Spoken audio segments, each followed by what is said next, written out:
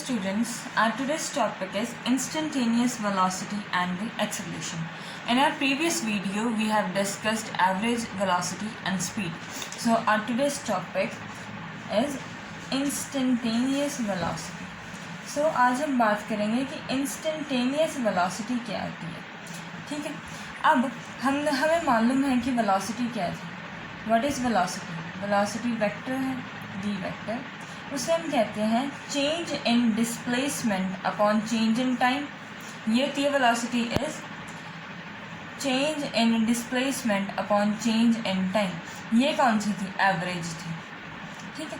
लेकिन अब हमने इस वीडियो में बात करनी है इंस्टेंटेनियस वेलोसिटी की कि किसी इंस्टेंट पे वेलोसिटी कितनी है. जैसे कि अब जैसे कार ड्राइव करते हैं तो हर एक सेकंड पे जब जैसे ही हम स्पीड इंक्रीज़ करते हैं जब डिक्रीज़ करते हैं हर एक इंस्टेंट पे वेलोसिटी चेंज हो रही होती है. जिस पॉइंट पर हमें निकालनी है कि इस पॉइंट पर वेलोसिटी कितनी है, that is known as instant velocity. जैसे मान लो कि मैं घर से अपने ऑफिस में जा रही हूँ. ठीक है. ऑफिस में जाते जाते जा रही हूँ, मैं लेट हो गई हूँ. आज पहली बात तो ये है, लेट हूँ तो मैं अपनी वेलोसिटी स्पीड बढ़ाती जाऊँगी. हर सेकंड पे मैं अपनी स्पीड बढ़ाती जाऊँगी क्योंकि मैं लेट हूँ. तो इसका मतलब क्या है कि हर सेकंड के बाद मेरी वेलोसिटी चेंज हो रही है. तो हर सेकंड पर एक पर्टिकुलर सेकंड पर जितनी मेरी स्पीड है, जितनी मेरी वेलोसिटी है, वो क्या है? इंस्टेंट है. कि उस इंस्टेंट पर मेरी वेलोसिटी जो होती है that is known as instantaneous velocity. ठीक है. इतनी बात आपको समझ में आई. उसके बाद क्या है कि ये इंस्टेंटेनियस, इसका मतलब क्या है कि ये होती है एट अ पर्टिकुलर टाइम. ठीक है. ये किसी पर्टिकुलर टाइम की जो वेलोसिटी होती है वो इंस्टेंटेनियस वेलोसिटी होती है. अब अगर मान लो कि ऐसा हो जाए कि टाइम इंटरवल यहाँ पर तो बड़ा है, लेकिन अगर टाइम इंटरवल छोटा हो जाए, बहुत छोटे से टाइम इंटरवल के लिए मैं वेलोसिटी निकालूँ कि जैसे मैं एक से एक पहले निकाल रही थी, 1 सेकंड के बाद, 2 सेकंड के बाद, 3 सेकंड के बाद कितनी वेलोसिटी मेरी आ रही है, चेंज कितना हो रही है. ठीक है. लेकिन अगर मैंने वेलोसिटी निकालनी हो 5.5575 सेकंड पर, ठीक है, तो उसके लिए बहुत छोटा सा टाइम पीरियड है. वो तो बहुत छोटे से टाइम पीरियड के लिए अगर मैंने वेलोसिटी निकालनी है तो वो कौन सी आएगी? Instantaneous velocity. और फिजिक्स में जब टाइम बहुत छोटा हो जाता है, डेल्टा टी बहुत छोटा, अप्रॉक्सीमेटली 0 के बराबर होता है, तो हम उसे क्या कहते हैं? dt कहते हैं. तो वेलोसिटी का फॉर्मूला क्या हो जाएगा फिर? अगर ये dt तो ये ds हो जाएगा. So velocity will be ds/dt. और ये कौन सी वेलोसिटी होगी? किसी भी इंस्टेंट पर वेलोसिटी आएगी. ठीक है. ये बात आपको समझ में आई कि अगर वेलोसिटी एवरेज है तो total displacement upon total time taken. अगर वेलोसिटी किसी इंस्टेंट पर निकालनी है तो वो क्या आएगी? ds/dt. ठीक है. और अगर इसी को आप याद करो तो हमने पिछले वीडियो इसीलिए डिफ्रेंसिएशन पहले पढ़ाया है कि ये किसके रिलेट कर रहा है? dy/dx से, उससे रिलेट कर रहा है. हमने पिछली वीडियो में क्या सीखा है? dy/dx निकालना. और ये क्या है? ds/dt.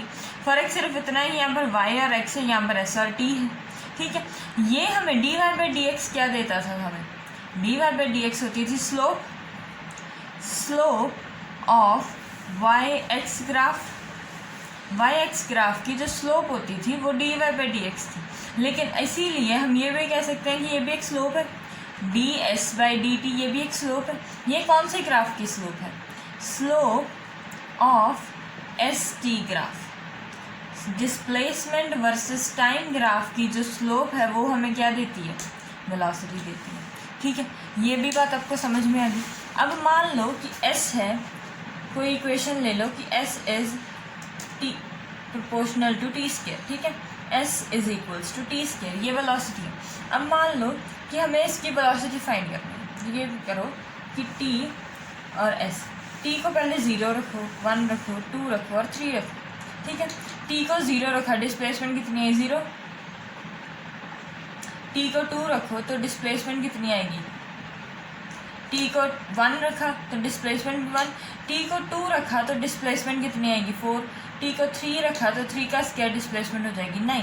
ठीक है. ये बात आपको समझ में आई.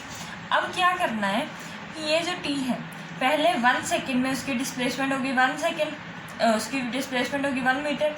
दूसरे 1 सेकेंड में उसकी डिस्प्लेसमेंट कितनी होगी? 3 मीटर हो गई. 3 मीटर हो गई। तीसरे सेकेंड में उसकी डिस्प्लेसमेंट हो गई 5 मीटर। ये एक सेकेंड के फ़र्क से क्या हो रहा है कि पहले उसकी डिस्प्लेसमेंट 1 मीटर आई है, फिर उसकी डिस्प्लेसमेंट 3 मीटर आई, फिर उसकी डिस्प्लेसमेंट 5 मीटर आई। इसका मतलब कि हर एक सेकेंड में जो उसकी जिस डिस्टेंस को वो कवर कर रहा है वो ज़्यादा हो रहा है। इसका मीनिंग की डिस्प्लेसमेंट बढ़ रही है। और वैसे भी अगर हम निकाल लें ग्राफ से भी, अगर हम देखें S equals to Y equal to X square का ग्राफ कैसे बनता है, ऐसे बनता है। और यहाँ पर देखो, यहाँ पर अगर मैं टेंजेंट ड्रॉ करूँ तो ये वाला थीटा बनेगा वो। अगर यहाँ पर ड्रॉ करूँ तो ऐसा थीटा आएगा, वो थोड़ा बड़ा होगा। अगर यहाँ पर ड्रॉ करूँ टेंजेंट तो वो थीटा और ज़्यादा बड़ा हो जाएगा। थीटा इंक्रीज़ कर रहा है, जैसे जैसे मैं आगे आगे जा रही हूँ थीटा इंक्रीज़ कर रहा है। थीटा इंक्रीज़ करेगा, टैन थीटा इंक्रीज़ करेगा।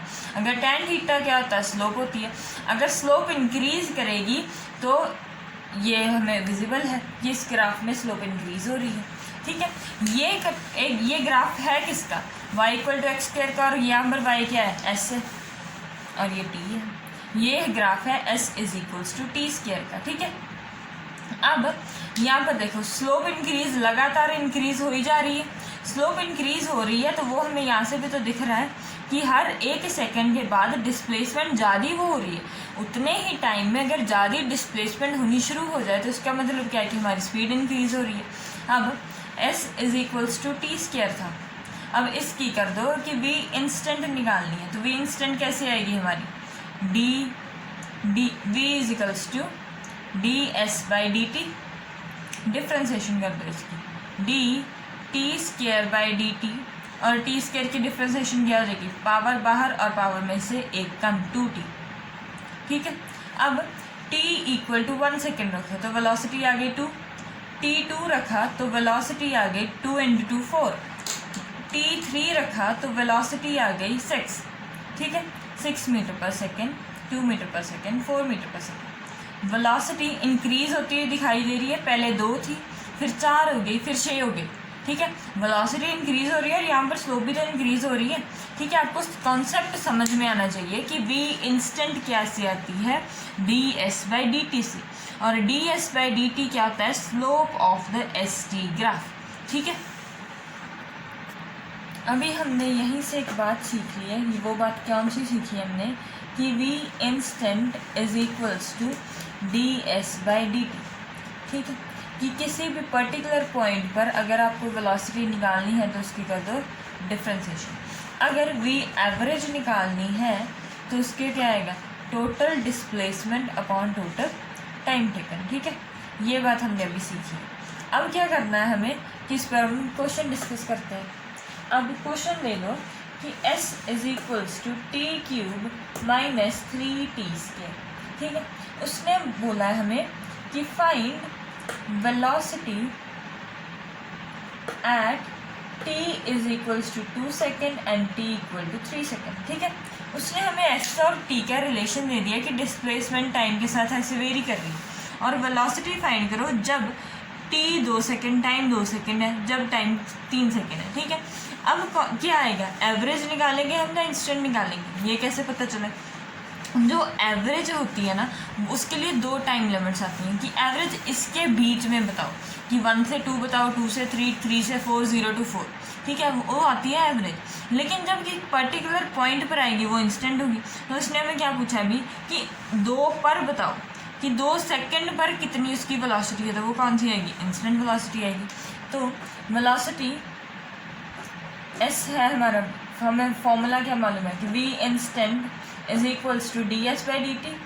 इसके डिफ्रेंसिएशन कर दो, t³ के डिफ्रेंसिएशन, 3 बाहर पावर आगे और पावर में से एक कम, और यहाँ पर क्या आएगा, 3 कांस्टेंट बाहर का बाहर, और t² के डिफ्रेंसिएशन क्या हो जाएगी, पावर आगे और पावर में से एक कम। ठीक है, वेलोसिटी आ गई हमारे पास 3t² माइनस 60। ठीक है, अब उसने कहा है कि 2 सेकेंड पर वेलोसिटी निकालो। Time is equals to 2 second रख दो, वेलोसिटी कितनी आई, 3 × 2² माइनस 6 × 2, ये आ गया कि 6 2 12, 6 हाँ 12 माइनस 12, ये आ गई 0 मीटर पर सेकेंड। और time t equal to 3 second रखो। वेलोसिटी आएगी 3 इंटू 3 स्क्वायर माइनस 6 इंटू 3, ये आ गया 27 माइनस 18 जो होता है 9 मीटर पर सेकेंड। ठीक है, अब टाइम इक्वल टू 2 सेकेंड पर वेलोसिटी 0 और टाइम 3 पर वेलोसिटी 9 मीटर पर सेकेंड आएगी। इसी क्वेश्चन में वो ये भी कह सकता था कि find the time when velocity is equals to 0। आपको वो टाइम फाइंड करो जब वेलोसिटी 0 आए। वेलोसिटी 0 कब आई? जब टाइम हमने क्या रखा है? 2 सेकेंड रखा है। ठीक है, वेलोसिटी 0 आए वो टाइम फाइंड करो। जो आपकी वेलोसिटी गिवन है उसको 0 रख दो और वहाँ से टाइम आ जाएगा 2 सेकेंड। जैसे हमने इसमें क्या किया कि पहले टाइम रख दिया ना, टाइम से वेलोसिटी 0 आ गई। अगर लेकिन वो क्वेश्चन ये पूछ लेता कि वो टाइम बताओ जब वेलोसिटी 0 है, तो डिस्प्लेसमेंट हमें मालूम है, डिस्प्लेसमेंट से हम निकाल दें वेलोसिटी की इक्वेशन। जब वेलोसिटी इक्वेशन निकल जाती है तो हम उसको 0 के इक्वल रख देते। 0 के इक्वल रखते ही हमारे पास टाइम आ जाना था कि कौन से टाइम पर उसकी वेलोसिटी 0 है। हमें एक नेक्स्ट क्वेश्चन दिया है। क्वेश्चन है कि F S is equals to T square plus 1। ठीक है, ये इसकी इक्वेशन है। Find velocity t is equals to 1 second पर, t इक्वल टू 3 सेकेंड पर वेलोसिटी फाइंड करें। And average velocity between 1 and 3।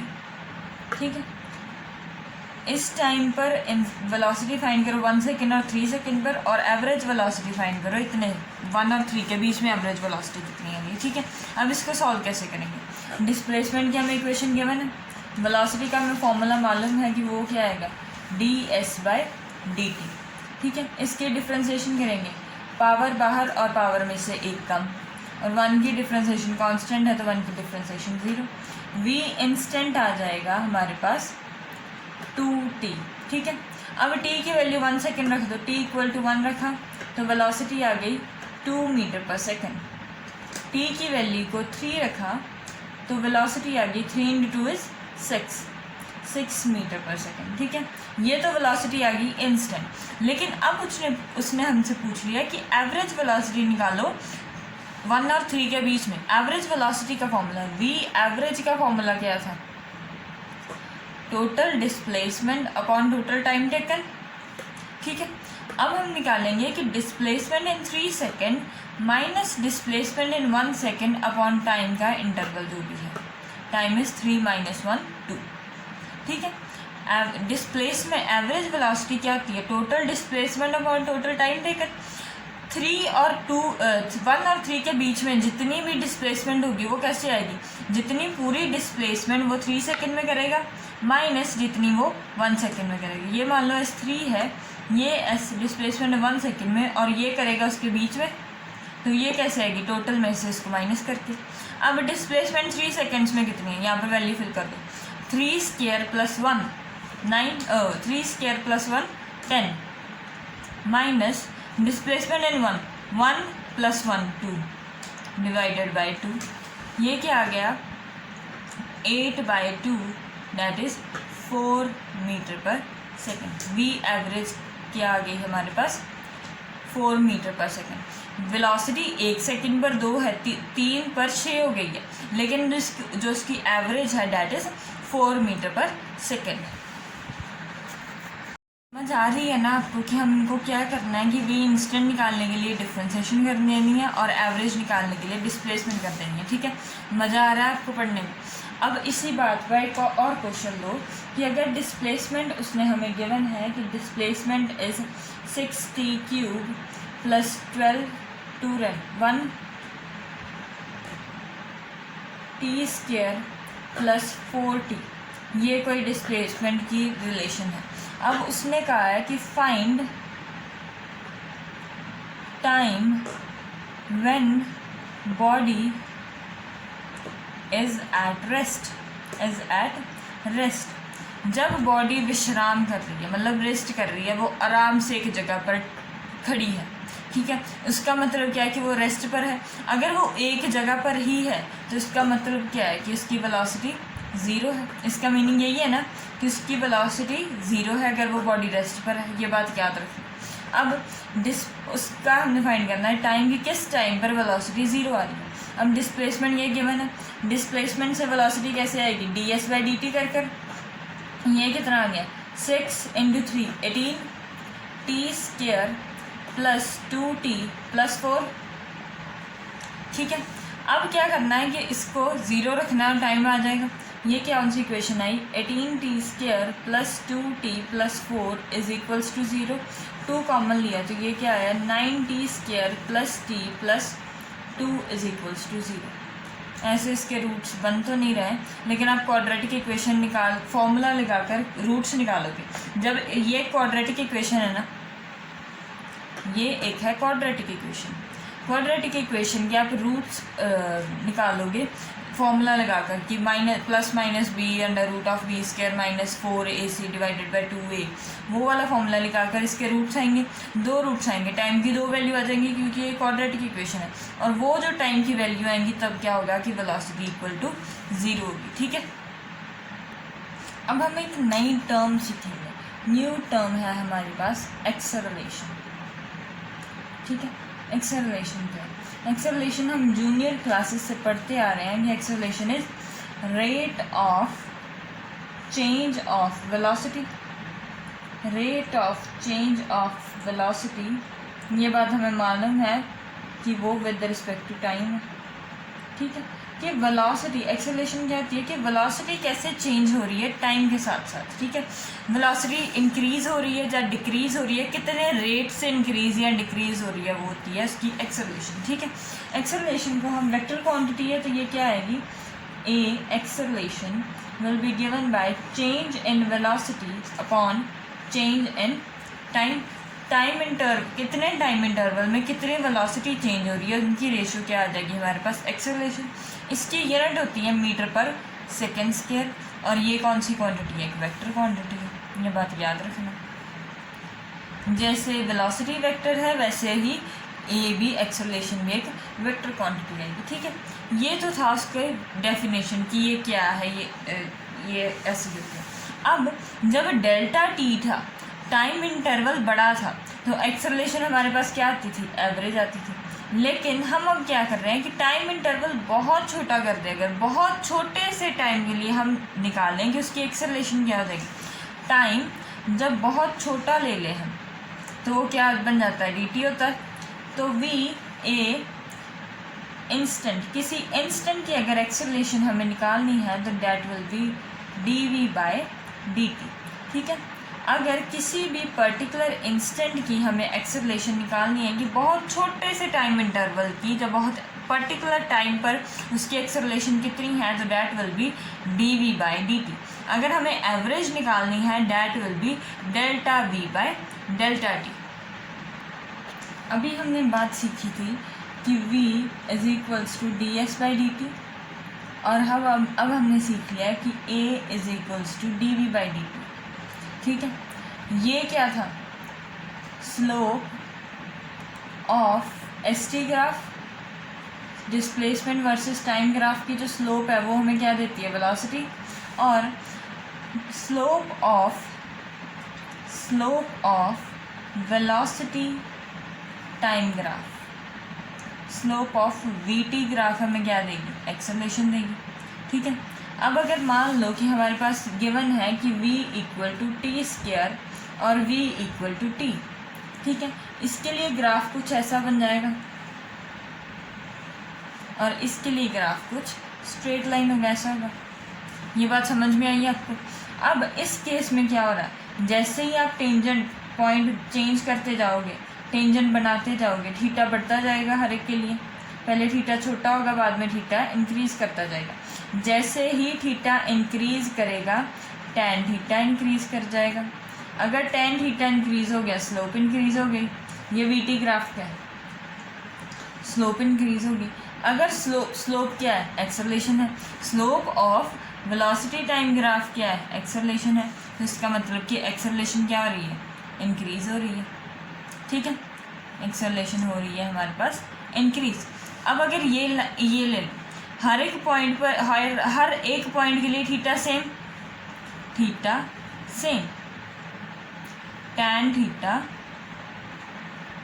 Same, ठीक है। तो वेलोसिटी स्लोप कौन सी है, स्लोप है कांस्टेंट, स्लोप जितनी है उतनी ही रहेगी, तो एक्सेलरेशन जितनी है उतनी ही रहेगी। एक्सेलरेशन भी क्या आ जाएगी हमारे पास, कांस्टेंट, ठीक है।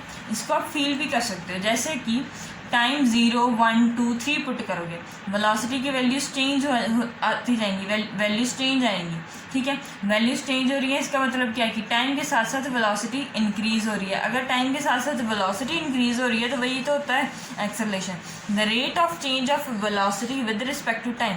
अगर टाइम के साथ साथ वेलोसिटी इंक्रीज हो जाए तो वही तो एक्सेलरेशन होती है, ठीक है।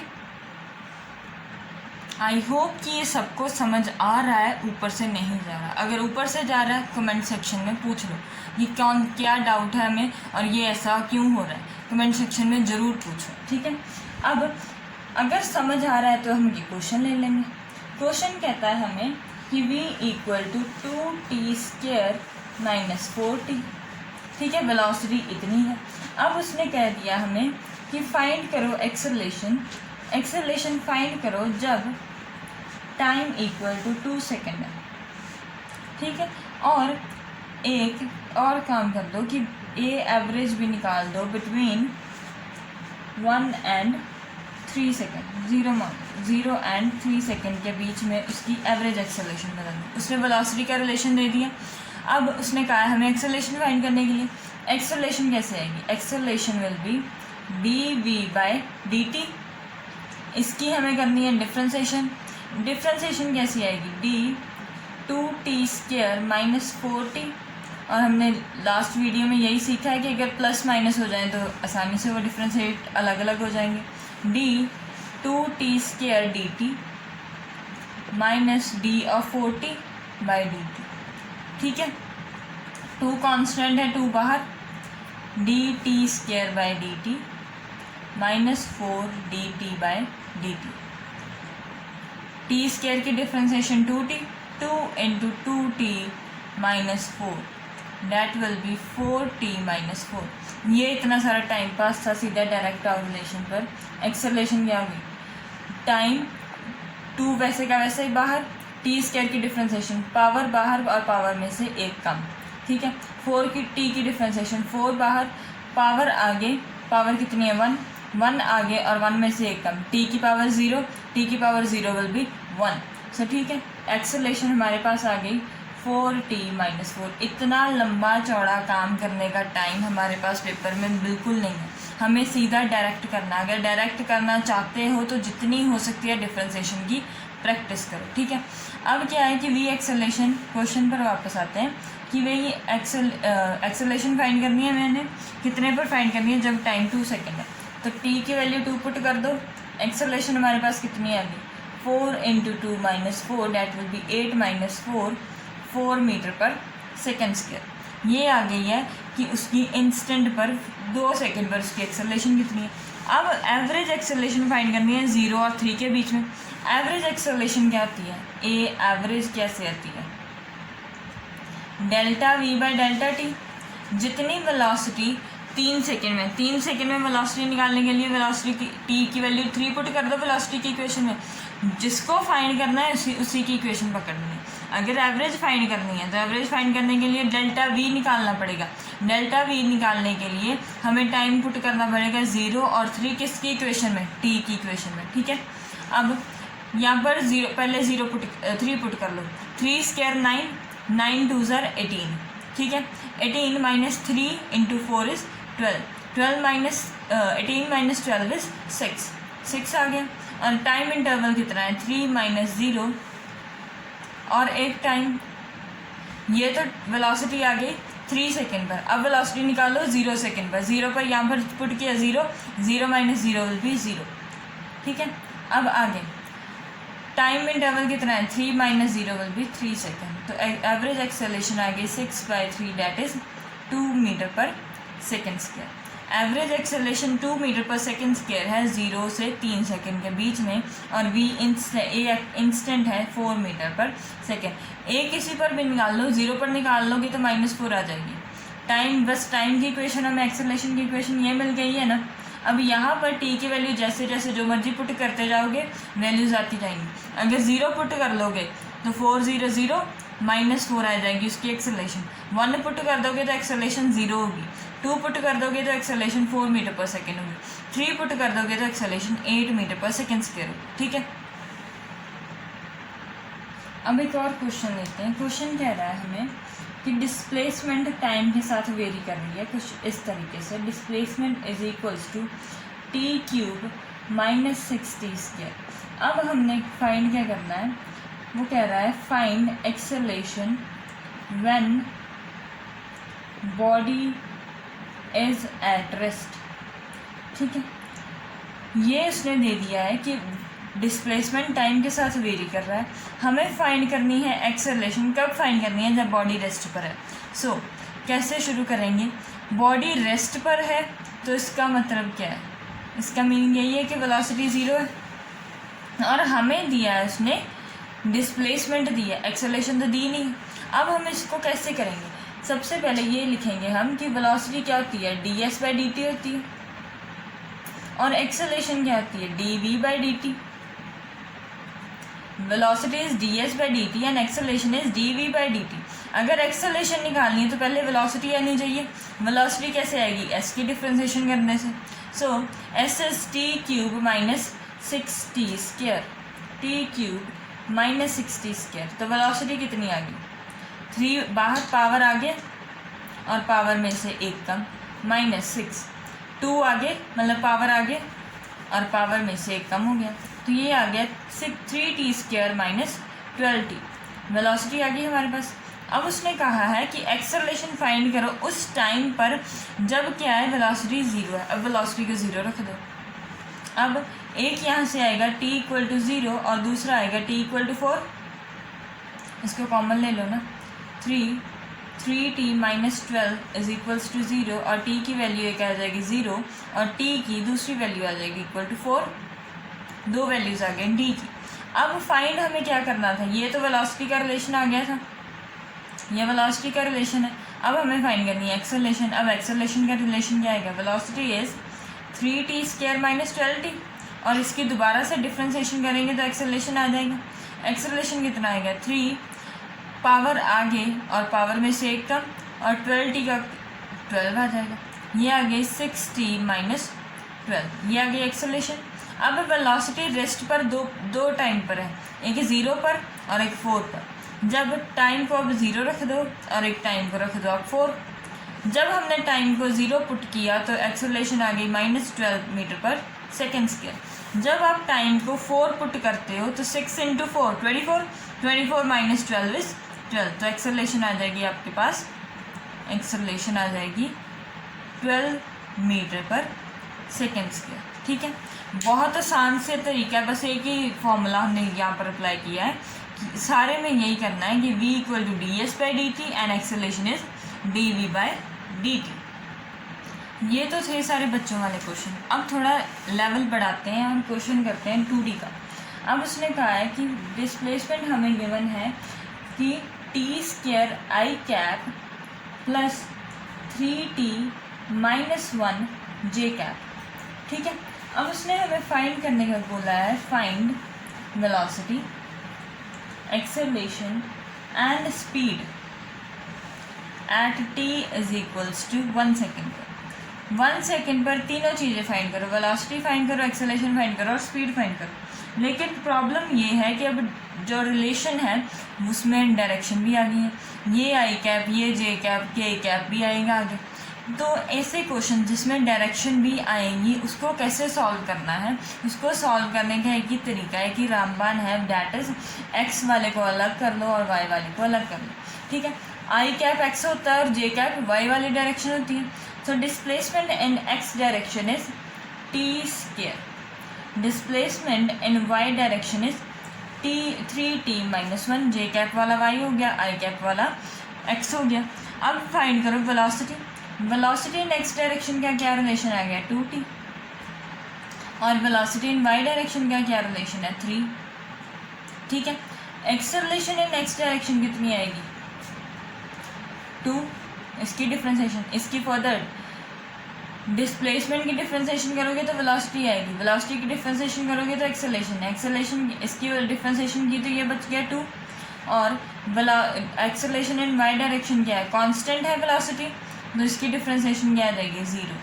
ये है dv/dt और ये है ds/dt। ठीक है, this is dv/dt and this is ds/dt। ठीक है, ये बात आपको समझ में आई। अब वेलोसिटी फाइंड करो 1 सेकेंड पर। वेलोसिटी इन एक्स डायरेक्शन कितनी है तब, velocity at t = 1 second, x direction में कितनी होगी 2 × 1 = 2i कैप प्लस ये 3j कैप। ठीक, अब फाइंड करनी है हमें एक्सेलरेशन। 1 सेकेंड पर एक्सेलरेशन कितनी दे रहा है वो, एक्सेलरेशन एक्स में दे रहा है 2i कैप और वाई में है 0j कैप मीटर पर सेकेंड स्क्वायर, और ये मीटर पर सेकेंड। अब उसने एक चीज़ और बोल दी हमें, दैट इज़ स्पीड, कि स्पीड फाइंड करो। स्पीड क्या होती है, स्पीड होती है magnitude of velocity, magnitude of velocity, कि वेलोसिटी का जो प्रॉपर मैग्नीट्यूड है वो क्या आएगी हमारे पास, स्पीड दे देगा। अब वेलोसिटी वेक्टर क्या है, velocity is 2i cap plus j cap. अब वेक्टर्स में हमने ये बात सीखी है कि अगर ये ऐसा कोई टर्म है कि ai cap bj cap ck cap, तो उसका मैग्नीट्यूड कैसे निकालते हैं, √a² + b², ये आ जाएगा 4² + 9, दैट इज √13 मीटर पर second. This will be speed. ठीक है, आई होप कि आपको ये सारा कुछ समझ आ रहा है। आज के टॉपिक का, आज के लेक्चर का हमारा लास्ट टॉपिक जो रह गया है that is displacement in nth second, displacement in nth second. इस पर क्वेश्चन आ ही जाता है, ऑलमोस्ट हमेशा आ जाता है जेई में, मेंस में, कि डिस्प्लेसमेंट निकालो nth सेकेंड में, ऐसा कुछ क्वेश्चन आ जाएगा। तो वो कैसे निकालते हैं कि nth सेकेंड में कैसे निकालते हैं। अब मान लो कि डिस्प्लेसमेंट हमें दी है कि time displacement is t² - 4t, ऐसी कुछ डिस्प्लेसमेंट दी है। अब उसने हमें ये कहा है कि फाइंड डिस्प्लेसमेंट, अगर ये मान लो ये कहा होता कि find displacement eight t = 2 second, 2 second में डिस्प्लेसमेंट निकालो, तो आप तो बहुत आसानी से कर देते कि time t² - 4 × 2 4 - 8 that is -4 metre, ये आपकी डिस्प्लेसमेंट है। लेकिन अगर मैं क्वेश्चन को चेंज कर दूँ और मैं कहूँ कि फाइंड डिस्प्लेसमेंट इन सेकेंड, कि दूसरे सेकेंड में या थर्ड सेकेंड में डिस्प्लेसमेंट कितनी हुई, तो वो कैसे करोगे। ये तो आसानी से कर लोगे कि 2 सेकेंड में कितनी हुई, 4 सेकेंड में कितनी हुई, 5 में कितनी हुई। लेकिन अगर ये कहूँ कि सेकेंड में निकालो, थर्ड सेकेंड में निकालो, फोर्थ सेकेंड में निकालो, तो वो कैसे निकालोगे। उसको निकालने का तरीका ये है कि डिस्प्लेसमेंट अगर हमने फाइंड करनी है, डिस्प्लेसमेंट इन थर्ड सेकेंड, कि थर्ड सेकेंड की डिस्प्लेसमेंट मैंने फाइंड करनी है, तो 3 सेकेंड में इतना मान लो कि इतने डिस्प्लेसमेंट होगी, और 2 सेकेंड में इतनी डिस्प्लेसमेंट हुई है, और ये वाली जो डिस्प्लेसमेंट है ये उसने की है थर्ड सेकेंड में, ये वाली जो डिस्प्लेसमेंट है उसने थर्ड सेकेंड में की है। ठीक है, पहले टोटल 3 सेकेंड में इतनी की, टोटल 2 सेकेंड में इतनी की, अगर उन दोनों का मैं माइनस कर दूंगी तो डिस्प्लेसमेंट इन थर्ड सेकेंड आ जाएगी। Displacement in third second will be displacement of 3 second minus displacement in 2 second. अगर ऐसे ही मैंने निकालनी हो डिस्प्लेसमेंट ऑफ फोर्थ सेकेंड, तो वो क्या आएगी, displacement of fourth second minus displacement of third second. Similarly अगर मैं निकालूँ डिस्प्लेसमेंट ऑफ nth सेकेंड, अगर मैंने निकालनी हो, जनरल फॉर्मूला हम अगर बना लें, displacement of nth second that will be, बताओ मेरे साथ कितना आएगा, displacement of nth will be displacement in n minus displacement in n-1। ठीक है, n-1, जो है उसमें से एक कम की जो डिस्प्लेसमेंट है उसको अगर माइनस कर दोगे तो ये एन एच की डिस्प्लेसमेंट आ जाएगी। ये फॉर्मूला है, ये इंपॉर्टेंट है, इस पर क्वेश्चन आ जाता है।